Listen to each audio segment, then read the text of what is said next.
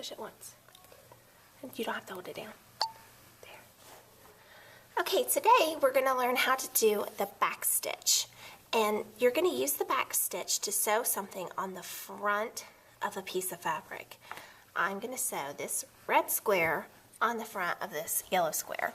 So first, you have to come up from the back of the fabric so that my ugly knot is on the wrong side. Then I'm just going to go forward one stitch. Now, for the back stitch, I'm going to bring up my needle where I want the stitch to end. And a lot of times kids will want to go forward, but this is the back stitch. So I'm going to go back to the edge of the stitch I just made. So I come up from the back where I want the stitch to end, and I go back to the stitch that I just made, just like that. Come up from the back, oops, where I want the stitch to end.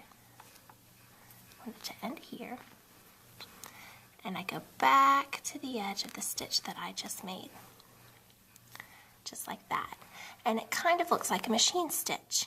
It looks nice and neat and pretty on this side, but on the other side, the stitches overlap.